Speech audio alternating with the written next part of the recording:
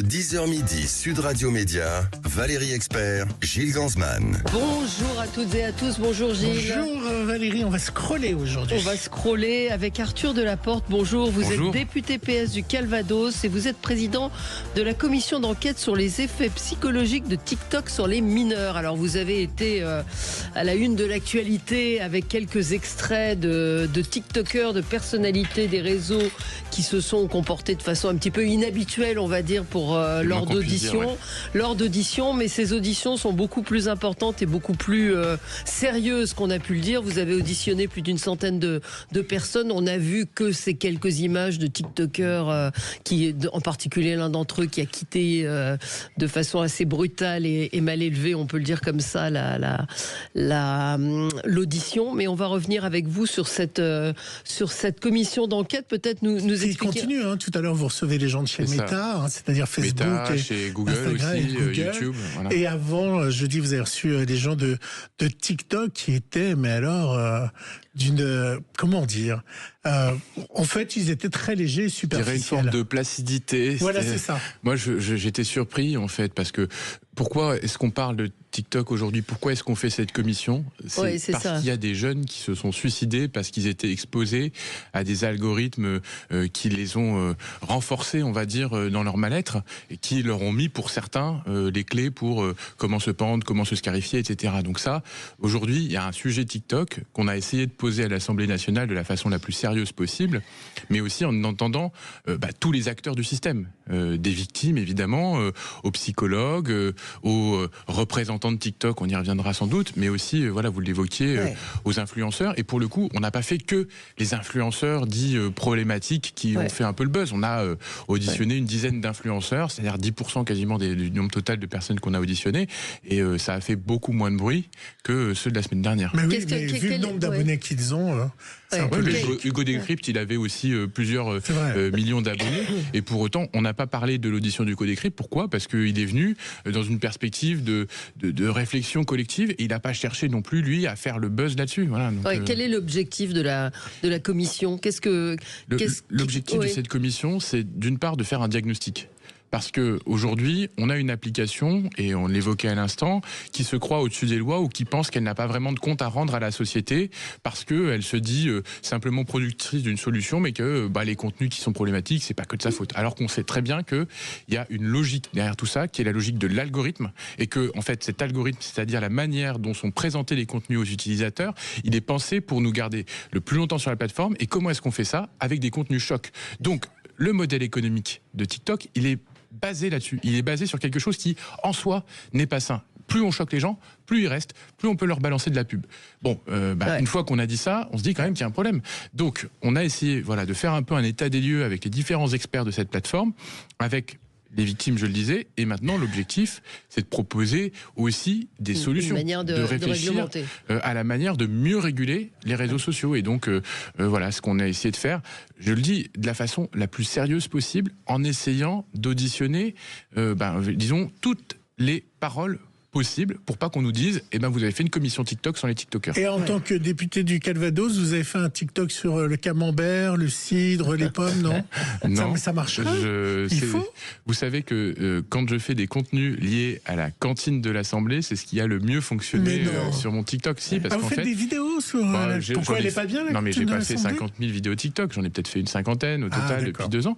Et celles qui ont mieux marché, c'est celles qui sont liées à la bouffe, ce qui montre bien que quand on parle de politique, ça n'intéresse pas. Quand j'explique comment on mange un yaourt à la cantine, là, pour le coup, ça intéresse. On va passer au zapping. Sud Radio Média, l'instant zapping. C'est Valérie qui se mouche. Voilà, parce que Valérie est enrhumée. On vous dit tout à nos auditeurs. L'image qui a fait le tour des médias et des radios je me reprends du coup. L'image qui a fait le tour des médias, des radios et des réseaux sociaux est celle du siège de la télévision iranienne IRIB, bombardé alors que la journaliste à l'antenne fustigeait Israël. Ce sont des images de guerre, évidemment. La présentatrice du journal de la télévision d'État iranienne est en train de lire la dernière déclaration du Conseil supérieur de la sécurité nationale.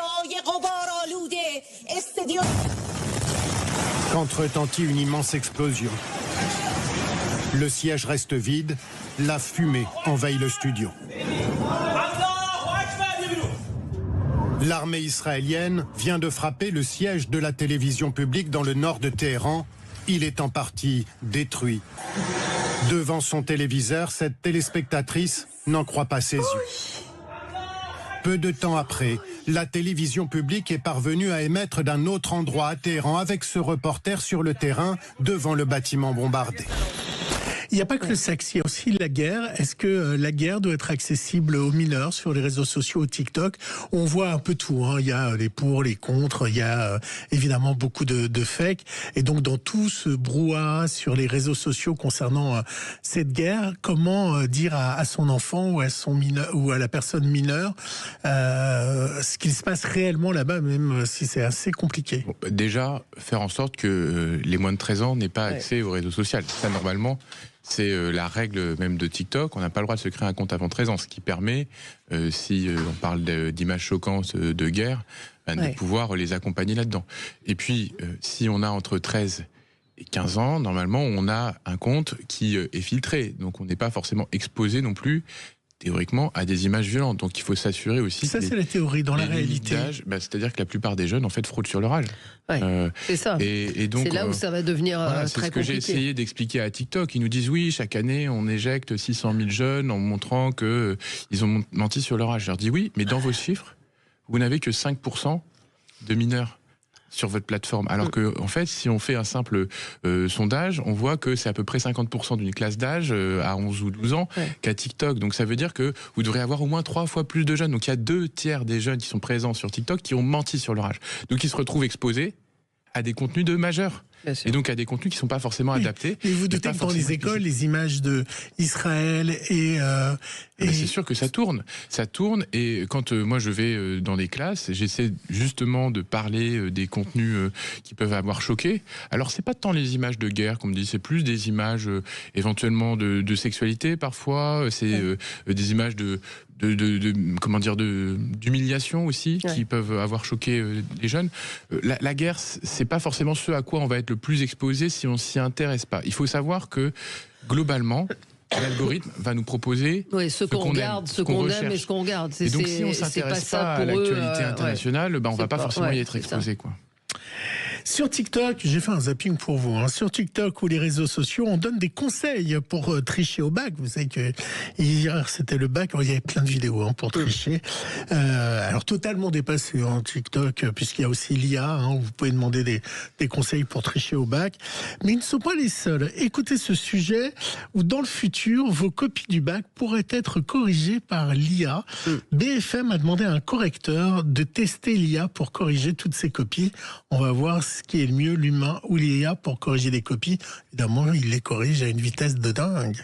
Cette même copie de brevet de français a été corrigée d'un côté par un professeur et de l'autre par l'intelligence artificielle. La notation est proche, mais ChatGPT est plus sévère. Un oubli du trait d'union qui est sanctionné par de 0,5 points, ce qui serait sévère. Son constat, l'intelligence artificielle peut être un très bon outil d'assistance pour faire gagner du temps au correcteur, mais il ne peut pas le remplacer. C'est vraiment l'intérêt du correcteur humain, c'est d'apprécier à sa juste valeur d'un élève et la bonne utilisation du bon mot, le petit éclair de génie. Mais il y a fort à parier que les outils se perfectionnent. Il y a un marché qui se chiffre potentiellement à des dizaines, voire des centaines de millions d'euros. Donc il y a plusieurs entreprises qui ont d'ailleurs levé des financements importants. Mais pour l'instant, pas question pour l'éducation nationale d'y recourir.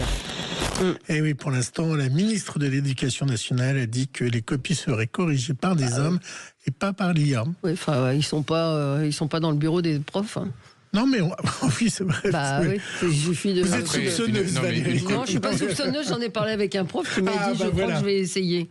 Donc, une copie écrite, c'est quand même un peu plus compliqué, mais c'est vrai que il va y avoir de plus en plus vous pouvez la numériser, vous pouvez la photographier, l'envoyer. Rédiger les appréciations, vous voyez, à la fin, ça vous fait une synthèse. Bien sûr. Ça, il y a de plus en plus de profs qui ont recours, mais moins vite que les élèves quand même. Ils s'adaptent plus rapidement. Vous êtes doué dans ça, vous ? Non, mais ça m'a intéressé. Le sujet m'a intéressé. J'ai posé la question à un enseignant. Et il veut le faire. Et il m'a dit qu'il allait essayer. Comment il s'appelle ? Je vous dis pas. C'est la news média du moment. C'était partout hier. Anne-Sophie Lapix, déchue du 20h par Delphine Ernotte, quitte France 2, rejoint le groupe M6 RTL pour être sur la radio, mais également sur le groupe M6. Elle va présenter, entre autres, un magazine politique le dimanche. Alors, je vous pose une question, et une question se pose. Valérie, va-t-elle continuer à pousser la chansonnette ? Il en faut peu pour être heureux, vraiment très peu pour être heureux. Il faut se satisfaire du nécessaire. C'est bien sûr la chanson de l'ours Balou dans le livre de la jungle. Quand on fait la Java le samedi à Broadway, ça swing comme à Meudon. Prends garde, sous mon sein la grenade. Je me voyais déjà en haut de l'affiche, en 10 fois plus gros que n'importe qui. C'est votre son musique, ça ? Non, c'est pas mon son musique. D'accord, ça. Mais non, c'est un clin d'œil à Sophie Lapix, au moment de son départ. Vous m'aviez dit, mais là, en train de chanter, j'avais pas pu l'occasion parce qu'il y avait d'autres actualités. Changer d'avis rapidement. Non. Alors, c'est un peu long, si je peux me permettre. Je pense que vous n'aimez pas la belle chanson. Alors, elle n'est pas la seule à chanter. Ça, c'est mon son musical. Alors là aussi, c'est un petit bijou. Alors, ça avait lieu le 27 mai. Je l'avais mis de côté parce que c'était un politique. On avait dans l'idée de vous recevoir avec Valérie. Alors, à l'occasion du printemps des seniors au parc Borély de Marseille, Benoît Payan, vous savez, c'est le maire de Marseille. Ça vous fait rire, en tout cas. Il a fait un petit récital. Ah, allons-y.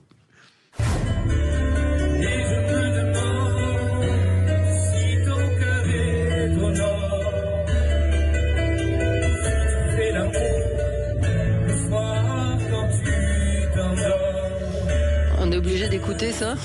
Benoît Payan qui chante Claude François. Je sais pas, on peut peut-être demander une chanson à Arthur. On avait eu aussi le ministre de la Justice, Gérald Darmanin, qui avait chanté. Donc les politiques chantent, vous chantez. En fait, je vais vous dire une chose, les politiques sont des citoyens comme les Français, autres, comme les autres. Raison. Et il y en a qui chantent bien. Alors, une chanson, Arthur. Et moi, moi je chante mal. Et je considère que ça fait partie aussi de la vie, de mon petit jardin secret. Voilà. Vous voyez, Stéphane, notre auditeur qui sait tout, me dit non, en 2 minutes, ça fait un scan de la correction du prof et on compare le scan et la copie et hop. Donc ça va très vite et c'est possible. Allez, on se retrouve dans un instant avec vous, Arthur Delaporte, pour parler de cette commission d'enquête sur les effets psychologiques de TikTok sur les mineurs. À tout de suite. Le 10h midi, Sud Radio Média, Valérie Expert, Gilles Gansman. Sud Radio Média, l'invité du jour. L'invité du jour, c'est Arthur Delaporte. Vous êtes député PS du Calvados. Vous êtes président de la commission d'enquête sur les effets psychologiques de TikTok sur les mineurs. Le sujet est important et je voulais qu'on aille ce matin au-delà de l'anecdotique. Alors c'est vrai que ça a mis en lumière cette commission d'enquête avec certains influenceurs que vous avez interrogés et qui ont eu un comportement très peu adapté à ces auditions. Néanmoins, c'est un sujet très important. Comment vous êtes emparé de ce sujet ? Vous êtes jeune, vous avez 33 ans. Quand on décide quand on est président de cette commission d'enquête, qu'est-ce qui vous a animé, vous, dans ce choix ? Moi, j'ai candidaté pour la présidence de cette commission d'enquête qui avait été, je le rappelle, portée par une députée macroniste qui s'appelle Laure Miller.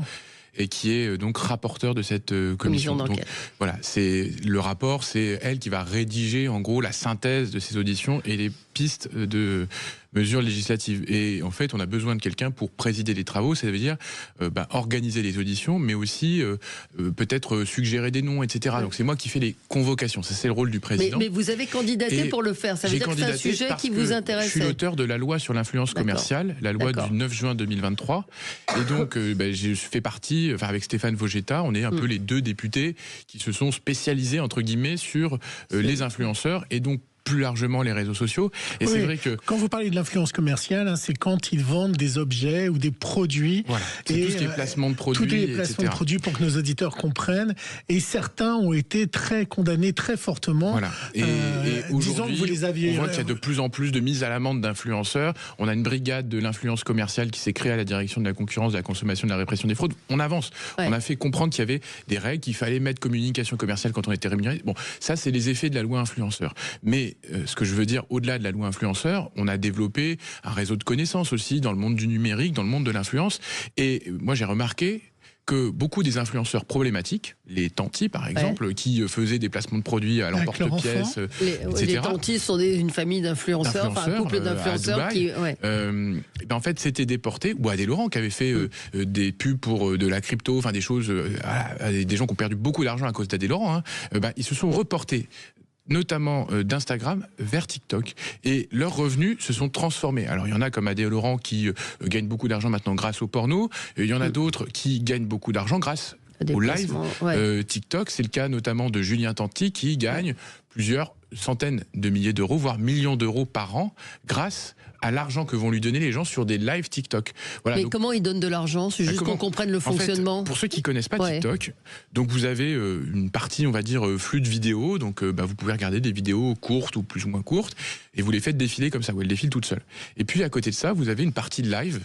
Donc vous pouvez passer en live et vous pouvez avoir ce qu'on appelle des matchs. Donc vous allez être contre une autre personne en live et le but pour gagner ce match, c'est d'avoir le plus de points possible. Et ces points, c'est de l'argent. Et donc, en fait, les gens vont acheter des roses ou des cadeaux qui valent parfois plusieurs centaines d'euros, qui vont donner à leur influenceur préféré pour qu'il gagne le match. Et donc, c'est un peu comme si vous étiez au casino, sauf que votre seule espérance de gain, c'est que l'influenceur vous remercie en criant votre nom. Mais ça crée des communautés. C'est interdit, c'est totalement vertigineux. Et non, c'est autorisé. Où est le problème? Le problème, c'est mon argent. Si je veux je joue l'avocat du diable. Vous pouvez dire, moi, si je veux donner 100 euros je fais ce que je veux, à Julien Tanti, où est le problème? Mais vous pouvez très bien donner de l'argent, sauf que moi, ce qui me pose problème là en l'occurrence, c'est qu'il y a des jeunes qui vont voir ça. Et c'est que c'est extrêmement addictif. Et quand on va dans des classes de collège, il y a des jeunes qui ont déjà donné de l'argent. Comment ils le donnent? Parce qu'ils n'ont pas de carte bleue. Ils prennent le compte Apple Pay de leurs parents. Ils achètent des pièces sur TikTok grâce à ça. Et on a le cas de parents qui ont écrit à TikTok en disant mais je vous en prie, bannissez mon enfant parce qu'il est tellement fan de tel influenceur qu'il va passer son temps à lui donner de l'argent. Et ça m'a déjà coûté 1500, 2000 euros. Enfin, moi, si je vole le compte de ma mère d'Apple Pay, je sais qu'il y a un souci quand même s'il fouille dans mon évidemment téléphone. Qu'il y a un souci. Mais c'est à la fois de la faute des parents qui découvrent ça peut-être un peu tard et qui auraient pu mettre en place des mécanismes de contrôle parental. Mais en même temps, c'est aussi TikTok qui a créé un système où des mineurs, même s'ils n'ont pas triché sur leur âge, peuvent voir ce type de système. Et puis par ailleurs, c'est quand même un peu particulier comme modèle. Donc moi, j'ai essayé de mettre en lumière notamment ces sujets-là dans la commission d'enquête. On en a parlé la semaine dernière. Alors c'est vrai qu'on a moins parlé du phénomène des lives que de l'exposition des enfants. Mais on en a quand même parlé si vous avez un peu suivi la commission. Voilà, moi je pense qu'on ne pouvait pas passer à côté de ce phénomène des lives où il y a des agences spécialisées dans les lives où TikTok prélève par ailleurs 50% de commission sur les cadeaux qui sont faits. Et on peut regarder, il y a des sites spéciaux pour voir combien gagnent les plus grands liveurs et c'est en effet plusieurs milliers d'euros par semaine. Mais qu'est-ce qu'on fait une fois qu'on a fait cet état des lieux, qu'est-ce qu'on fait? Par exemple, moi je suis pour une proposition simple, c'est que au-delà de la manière dont on peut mieux réguler sur les lives par exemple, les mineurs puissent plus voir de live. Tout simplement. Et qu'est-ce que vous répond TikTok, puisque vous les avez auditionnés? En fait, TikTok, eux, ils considèrent que les lives, c'est anodin, etc. Mais en fait, pour moi, il y a un sujet live en soi qui fait que on doit pouvoir empêcher. Ils nous disent que les mineurs ne peuvent pas monter dans les lives, donc ils ne peuvent pas eux-mêmes devenir des liveurs. Mais bon, il suffit d'avoir menti sur son âge. Il y a des mineurs de 17 ans qui live, qui gagnent de l'argent, etc. Vous avez pensé que TikTok s'en souciait de ça? Pour moi, il y a une vraie légèreté chez TikTok. Et surtout, le vrai sujet, c'est comment on arrive à contrôler l'âge. Absolument. Aujourd'hui, en fait, sur TikTok, c'est la même chose sur les sites porno. Il n'y a pas de contrôle a priori. Il y a un contrôle que si l'algorithme suspecte que vous êtes mineur. Là, on vous demande un peu de justifier de votre identité, un selfie, etc. Moi, je pense que concrètement, comment ça peut se faire, le contrôle de l'âge? Comment ça peut se faire? Quand vous vous inscrivez sur la plateforme, le même mécanisme déjà que celui que TikTok a mis en place pour vérifier quand ils ont des soupçons, vous l'avez au début. Vous faites un selfie, vous montrez votre pièce d'identité. Il y a quelque chose qui est en train de se... C'est pas à vous que je veux dire, on peut substituer une pièce d'identité, prendre celle de ses parents. Mais le selfie, par exemple, voilà, et globalement, si vous n'êtes pas à côté d'un adulte, vous pouvez pas le faire. Donc vous allez déjà réduire un peu les risques. Mais surtout, ce qu'il faut mettre en place au-delà de ce qui existe déjà et ce qui coûterait pas grand-chose à TikTok à faire. Enfin, si ça leur coûterait de l'argent, justement, ça ferait qu'il y ait moins de mineurs qui seraient ciblables, etc. Ils ont un intérêt économique à ce que des mineurs soient vus comme 50% Voilà. Alors moi, juste pour finir une petite seconde sur le contrôle de l'âge, on va mettre en place, en France, on va expérimenter notamment à l'échelle européenne des dispositifs de portefeuille numérique. Où on va pouvoir, ça s'appelle les mini-wallets ou le l'e-wallet, pouvoir contrôler finalement l'identité des gens, donc de façon anonyme, etc. Hein, et ça veut dire qu'est-ce qu'on aura? D'ici quelques mois, on aurait les solutions techniques pour pouvoir vérifier l'âge des personnes. Donc moi je pense qu'il va falloir imposer des vérifications d'âge à tous les utilisateurs des réseaux sociaux. Ça veut dire qu'avec ma carte d'identité et ma carte bleue, je pourrais mettre 20 € dans mon wallet et c'est mon wallet qui oui, validerait. Vous ne mettrez pas forcément d'argent, mais en tout cas vous mettrez votre carte d'identité dans un wallet sécurisé. Et derrière, en fait, l'application interrogerait... Ce wallet qui serait anonyme. Voilà. Il interrogerait, il serait juste, est-ce que plus ou moins de 15 ans? Est-ce que plus ou moins de 18 ans? Voilà. Et ça, ça serait quand même très utile pour pouvoir avoir une certification plus forte de l'âge. Alors moi, le gros souci, il y a vraiment, pour moi, une vraie erreur dans cette commission TikTok. Vous vous attaquez pas à la racine, hein, parce que d'où vient Julien Tanti? D'où vient Adèle Laurent, cher monsieur Delaporte? Alors, il vient de la télé-réalité et de la fiction. Est-ce que la télé-réalité est indiquée avec un -10 ou un -18 sur les écrans télé? Non. Ça veut dire que toute leur histoire vient de la télévision et est accessible aux mineurs. Donc oui, quand moi je vois Julien Tanti, quand les gens voient Julien Tanti ou autre, plutôt beau gosse, dragué, évidemment que ça crée de l'affectif et que ça crée du public. Ce public-là qui se sont créés et les fans qui se sont créés ne vient pas de TikTok, ça vient de la télévision et ils ont été rendus célèbres en particulier par le groupe M6. Hein. Mais vous avez raison de dire déjà que tous les influenceurs ne sont pas problématiques. Voilà. Tous les influenceurs ne sont pas problématiques, loin de là. Il y a beaucoup d'influenceurs qui essaient de faire des choses intéressantes et on en a reçu des contenus pédagogiques, un ancien prof de physique chimie, Monsieur Le Chat, qui fait des contenus positifs, Hugo Décrypte, on en parlait tout à l'heure. Mais il y a des influenceurs qui, pour certains, viennent de la télé-réalité. Donc vous évoquiez Tanti, Adèle Laurent, et c'est vrai qu'ils ont reconverti, ils ont reconverti la notoriété qu'ils avaient acquise dans la télé-réalité avec donc des comptes de réseaux sociaux qui ont eu une première base comme ça de fans grâce à Instagram puis TikTok. Mais je veux dire, le problème ne se limite pas là. Non. Quand on a Nasdaq, il vient pas de la télé-réalité. Par contre, il a créé une télé-réalité sur Twitch. Donc, du coup, une plateforme de diffusion de vidéos en direct où sa maison est devenue un peu une télé-réalité où il y a des mineurs qui sont venus, qui se sont retrouvés, à avoir des relations intimes avec d'autres, à se mettre en conflit avec d'autres, parfois de manière totalement fictive. Hein. Il racontait dans la commission qu'il faisait des dramas. Donc, ça c'est de la télé-réalité pirate, on va dire, qui se passe pas sur M6. Et puis, quand on avait Alexis Chance, qui est un influenceur masculiniste, qui explique que les filles sont inférieures aux garçons, qu'elles doivent pas sortir dans la rue avant 22h, que si elles ont des robes affriolantes, c'est des putes. Voilà, ça c'est ce qu'il dit,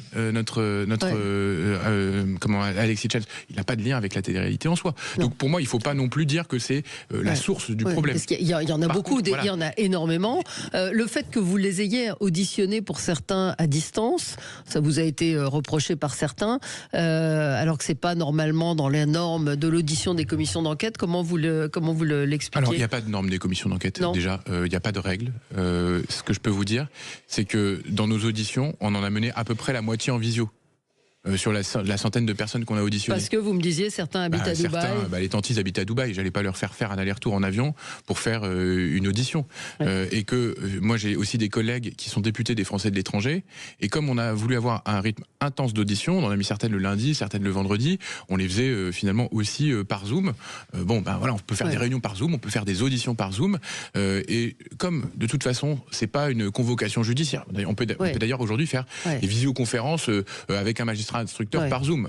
Donc, non, mais on est obligé d'accepter. On ne peut pas refuser de participer à une commission d'enquête. J'ai des médecins qui ont fait ça, des auditions entre deux consultations. On m'a pas reproché d'avoir fait les médecins. Là, si certains disent il aurait dû le convoquer en physique, oui, c'est vrai, Alexis Chance l'avait convoqué en physique. Je lui avais dit, le matin, il nous a appelé, il nous a dit, je suis à l'étranger, j'ai un empêchement, je peux plus venir. C'est celui qui a claqué la porte, entre guillemets. Voilà, on avait le choix entre reporter l'audition avec une convocation formelle ou dire on maintient l'audition et on permet la présence physique, la présence par visio. J'ai choisi la deuxième option. si c'était à refaire, parce que je connaissais pas, je savais pas à quel point il serait dans une attitude de défense, je l'aurais sans doute convoqué en physique, comme ça on se serait passé de ce sketch. Voilà. Qu'est-ce qu'il risque il risque une grosse amende ou voire une peine de prison si on saisit la justice, qu'on envisage de faire. On envisage de le faire. Ça me paraît logique. Ça serait la logique, non voilà. Mais qu'est-ce qui fait que vous ne le feriez pas? Je veux dire, quand on se comporte mal, vous allez le faire. Disons que c'est le plus probable, mais je veux pas lui faire de pub en fait. Alors sur le web, à la fin de son audition, vous avez mis des menaces à exécution puisque son compte n'existe pas. Et avant que son compte soit supprimé, son compte a été annulé par TikTok, supprimé. Mais avant que son compte soit supprimé, il avait ce message pour vous. Vous ne pouvez pas me cancel. Je vais dire ce que je pense jusqu'au bout. Et il y aura des milliers de personnes pour m'écouter, des millions de personnes qui m'écouteront. Que vous le vouliez ou non, que vous me bannissez ou non. J'espère que TikTok France est en train de me regarder là maintenant. Je vais dire ce que je pense jusqu'au bout. Si c'est ce qu'il pense, c'est des propos qui sont en fait misogynes et qui sortent du cadre légal. En fait, la liberté d'expression, elle n'est pas absolue. Voilà, quand on explique si une fille elle n'est pas d'accord avec soit on la gifle, non, en fait, on n'a pas le droit de dire ça. Non. Donc oui, non, il y a un vrai sujet, c'est qu'il n'a aucune conscience des limites et on le voit d'ailleurs. Et si son compte a été suspendu par TikTok, c'est parce qu'il était contraire aux règles d'utilisation. Non, c'est parce qu'il y a eu la commission. Sans la commission, il aurait continué son compte. Alors, je tiens à dire que par exemple, le compte d'Adé Laurent a été suspendu avant qu'on l'auditionne. Notamment parce que Aurore Berger avait fait un signalement d'un certain nombre de comptes, dont celui d'Adé Laurent, dont celui d'Alexis Chen, dont celui de Nasdaq. Donc tous ces comptes-là, ils étaient déjà aussi repérés par des ministères. C'est pas simplement la commission qui les a épinglés. Et je tiens à dire aussi que si nous, on les a auditionnés, c'est parce qu'ils étaient ressortis dans les noms d'une grande consultation citoyenne qu'on avait lancée. C'était une des questions. Alors on va y revenir, on doit marquer une petite pause de pub et on revient dans un instant. Comment ont été sélectionnés les influenceurs que vous avez auditionnés? C'est intéressant pour nos auditeurs. Le 10h midi, Sud Radio Média, Valérie Expert, Gilles Gansman, Sud Radio, le supplément média. Le supplément média avec Arthur Delaporte, député PS du Calvados, président de la commission d'enquête sur les effets psychologiques de TikTok sur les enfants. Donc cette question, comment ont été sélectionnés ceux que vous avez auditionnés en particulier chez les influenceurs? Alors, comment on les a sélectionnés? Par deux moyens. Le premier, c'était quand même la grande consultation citoyenne qu'on a lancée sur le site de l'Assemblée nationale. On a eu plus de 30 000 réponses, dont près de la moitié de mineurs. Donc il y avait une question notamment qui était, alors pas celle la plus répondue, mais quels sont les influenceurs qui ont produit des contenus qui vous ont choqué? Et dans les premiers noms qui ressortaient, il y avait Nasdaq, il y avait Adé Laurent, il y avait les Tanti, il y avait Hitchens. Voilà, il n'y avait pas que eux, mais on a pris eux parce qu'ils avaient chacun une incarnation d'un sujet différent. Les uns, c'était des expositions des enfants, de leurs propres enfants. Le deuxième, c'était une organisation d'une communauté un peu hors du monde avec des enfants dedans. Nasdaq. Troisième, c'était la question de la pornographie, etc., qui pose un certain nombre de sujets aussi. Et le dernier, c'était le masculinisme. Et on a fait des tables rondes à chaque fois spécialisées avec des chercheurs, notamment sur les questions de sexisme. Et pareil, c'est les noms de Hitchens qui ressortaient à chaque fois. Donc il y avait à la fois cette consultation et aussi les experts qui nous disaient ça. Donc c'est un peu à travers ces deux canaux qu'on a fait cette synthèse et qu'on a eu ces 4 profils, on va dire, un peu complémentaires, qui nous permettaient à chaque fois, sur chaque audition, de filer un axe différent. Alors la commission, elle est retransmise sur LCP. Résultat, sur tous les réseaux sociaux, il y a beaucoup de montages avec des fakes et puis avec des réels. Mais il y a eu aussi un petit montage des meilleurs moments, des moments les plus... Je sais pas si c'est les meilleurs. On va dire les moments... plus vertigineux peut-être. Je vous dirais une expression de jeune, les moments what the fuck. Donc on va regarder les moments WTF. On dit de vous que vous êtes le Robin des Bois digital. Est-ce que vous avez déjà distribué de l'argent à des partis politiques? Non, mais c'est quoi, c'est quoi la prochaine? Est-ce que j'ai financé l'armée du Tchad? C'est quoi? En décembre, je suis allé en Thaïlande. En étant créateur de contenu pour adultes, j'ai visité un espace où il y avait des éléphants. Donc j'ai pris une vidéo avec un éléphant et j'ai dit un concurrent sérieux, avec la métaphore de la trompe. Voilà. Ça vous fait rire, monsieur? Là, en chiffre d'affaires, on est à des centaines de milliers d'euros. Des centaines? Ouais, quelques centaines. Et vous?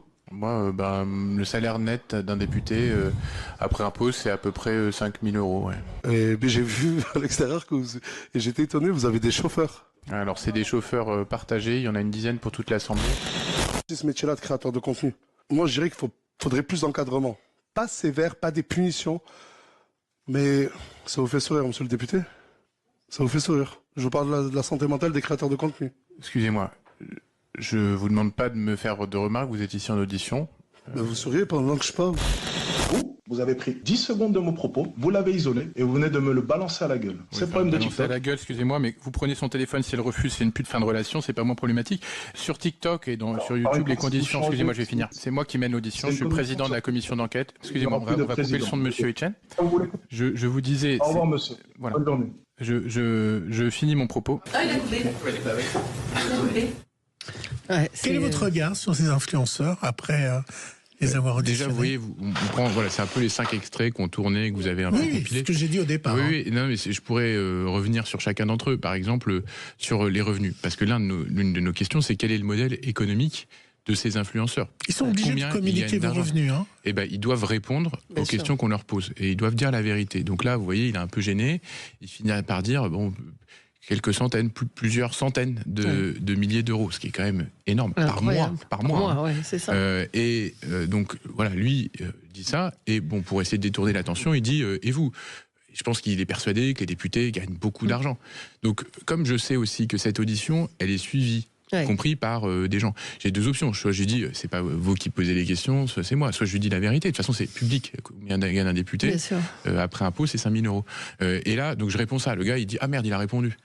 Donc il dit, il veut redonner l'idée que on a des super avantages, des super profits. Ah bah vous avez des chauffeurs. Bon, pour tout vous dire, je suis venu ici à vélo, à Sud Radio, et j'en ai fait, il y en a une dizaine de chauffeurs pour toute l'Assemblée. Donc c'est pas non plus un luxe incommensurable. Mais ils essayaient de coincer et de retourner en fait l'opprobre, l'idée de l'abus, etc., sur l'institution. Donc j'ai préféré cette transparence-là. Pour ce qui est du moment où j'ai souri, dit-il, et où il est séparé, donc de retourner le truc en mode je suis en train de parler de la souffrance des créateurs de contenu, donc sous-entendu c'est quand même pas de ma faute s'il y a des gamins qui se foutent sur la gueule, qui sont harcelés parce qu'ils sont passés dans ma maison. Moi aussi c'est dur pour moi, je gagne plusieurs centaines de milliers d'euros, mais c'est dur, peut-être.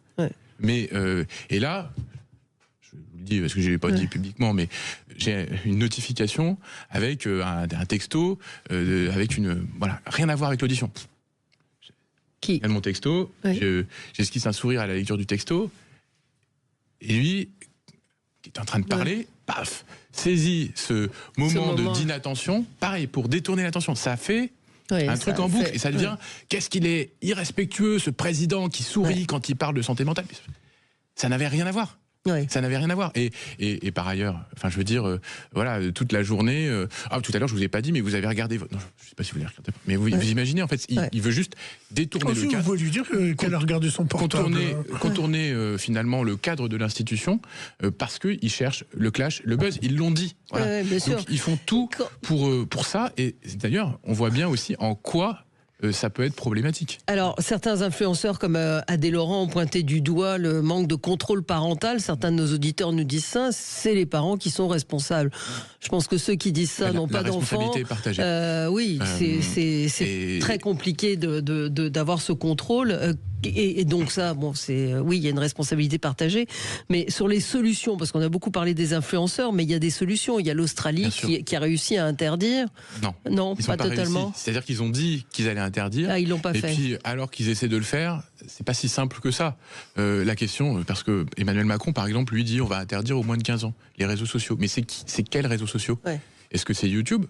Pas, Il y a Twitch, mais dans ce cas-là, si on interdit YouTube, Twitch, etc., pas de vidéo du coup pour les enfants de moins de 15 ans. On a interdit Netflix, puis on va interdire les jeux vidéo, et puis en fait on va interdire WhatsApp aussi, parce que WhatsApp c'est aussi un réseau social, ou Telegram, il y a des trucs problématiques. Donc en fait on va se mettre à tout interdire. Et moi c'est pas ma position. Je suis pas là. Donc vous voudriez arriver à la quoi? Régulation. Vous préfère la régulation. Mais la régulation, est-ce qu'elle est efficace? C'est la vraie question. Déjà on parle des dispositifs de contrôle parental. On a entendu, notamment lors des auditions des familles de victimes, des parents d'enfants qui se sont suicidés. Et ils nous ont expliqué qu'ils avaient mis des processus de contrôle parental. et que c'était pas parce qu'ils avaient mis un processus de contrôle parental, c'est ça. une limitation du temps d'écran, qu'il n'y avait pas eu du contournement, parce qu'en fait on peut contourner le contrôle parental, et que par ailleurs les jeunes n'avaient pas été exposés à des souffrances. Si on limite par exemple le temps d'écran des jeunes à 1 heure par jour, et ben en fait sur TikTok, en 1 heure, on peut déjà voir 4000 vidéos. Ouais. Donc, en fait, ça n'a pas non plus d'effet démesuré. Mais souvent, ils se font suicider à cause du harcèlement, pas à cause des influenceurs. Ils se sont suicidés à cause de plusieurs choses, en fait. D'accord. À cause, parfois, de difficultés dans la vie de tous les jours, un grand-père qui meurt, du harcèlement au collège, et puis du coup, un peu de tristesse. Et donc, du coup, un peu de tristesse, on écoute des musiques tristes. Et puis, en fait, ces musiques tristes vont proposer du contenu avec des gens qui disent aujourd'hui, c'est le dernier jour de ma vie. Comment, avec voilà, des vidéos de corps, des vidéos de banalisation. Voilà. Et en fait, banalisation du suicide. On a aussi sur TikTok des mots-clés qui peuvent renvoyer vers tout ça, et donc les jeunes vont se remettre à regarder de plus en plus de ce type de contenu. On a beaucoup parlé de Skinny Talk par exemple. Skinny Talk, c'était tout ce qui promouvait la maigreur excessive. Certes, TikTok a, face à cette polémique, supprimé l'accès au hashtag, mais il reste encore plein de vidéos avec des contenus qui sont extrêmement problématiques, et on les a montrés aux représentants de TikTok la semaine dernière. Ils nous dit on va voir pourquoi ces contenus sont toujours en ligne. C'est qui les représentants de TikTok Alors on a auditionné tous les représentants. On a la représentante. Meta, aujourd'hui, c'est les autres plateformes. Donc Meta, on aura Snapchat dans quelques semaines, parce que on a une commission TikTok, mais on se limite pas évidemment à considérer que c'est que sur TikTok qu'il y a des dérives. Il y a aussi des dérives sur les autres réseaux sociaux, et toutes les pistes de régulation qu'on peut proposer pour TikTok, elles doivent aussi évidemment s'appliquer au reste. Donc pour finir sur cette histoire de qui on a reçu TikTok, en effet, la responsable de TikTok Europe, la patronne de TikTok Europe. On a reçu les responsables européens de la modération des contenus. On a reçu ceux qui font aussi toute la dimension business de TikTok, TikTok Marketplace. Voilà, donc on a essayé d'avoir tout le panel des responsables de TikTok, et à chaque fois, c'est pas de leur faute. Alors que, objectivement, si l'algorithme est problématique, c'est bien que c'est TikTok qui l'a mis en place. Et s'il est si problématique, c'est parce qu'il est très addictif, parce qu'il induit aussi les jeunes à passer, on n'en a pas parlé, de plus de temps devant leur écran, parce qu'on n'arrive pas à sortir du flux de contenu, et plus on est devant son écran, moins on dort. Est-ce qu'on pourrait imaginer un ARCOM des réseaux sociaux qui gère ça et qui met des amendes? Il y a déjà une compétence de l'ARCOM aujourd'hui sur la régulation des réseaux sociaux, sauf que c'est une compétence qui est partagée. Et avec l'ARCEP, alors non, pas avec l'ARCEP, avec la CNIL, la CNIL sur la protection des données. Et en fait, comme c'est quelque chose qui se fait à l'échelle européenne, c'est en fait la CNIL irlandaise, l'équivalent, qui gère les données des utilisateurs de TikTok et qui protège les utilisateurs de TikTok et qui a condamné TikTok à des amendes qui sont aujourd'hui en contentieux à l'échelle européenne. Et de l'autre côté, on a quelque chose qui s'appelle le DSA, qui est le règlement européen sur les services numériques, qui a mis en place à Bruxelles, il y a 200 enquêteurs qui sont aujourd'hui en train de scruter justement le contenu de TikTok, et donc il y a des enquêtes qui ont été ouvertes contre TikTok, notamment sur la dimension mineure, donc avec ces effets que j'évoquais de ce qu'on appelle le rabbit hole, qui est en fait le terrier de lapin, où on va être dans un tunnel de contenu et on va pas réussir à en sortir, et aussi tous ces effets sur l'exposition à des contenus problématiques, etc. Donc aujourd'hui il y a des enquêtes. Ce que j'espère, c'est que ces enquêtes elles vont aboutir, qu'il va y avoir des amendes, que TikTok va évoluer et va mettre vraiment les moyens de modération, parce qu'aujourd'hui, il n'y a que 500 personnes qui sont chargées de superviser des dizaines de millions de contenus. Voilà, donc c'est essentiellement. Vous rendez quand votre rapport? Le rapport, il sera rendu dans la première quinzaine de septembre, autour du 8-9 septembre. Bon, on vous réinvitera pour. Non, ça sera la rapporteure. La rapporteure qui viendra. Qui fait le rapport. Merci Arthur Delaporte, président de la commission d'enquête sur les effets psychologiques de TikTok sur les mineurs. Évidemment, vous pouvez suivre ces débats sur la chaîne parlementaire. Merci à vous, et dans un instant... sur le compte YouTube de l'Assemblée. Voilà, Canal 8. Et TikTok, non. Et TikTok, non. Merci à vous. Sud Radio, votre avis fait la différence.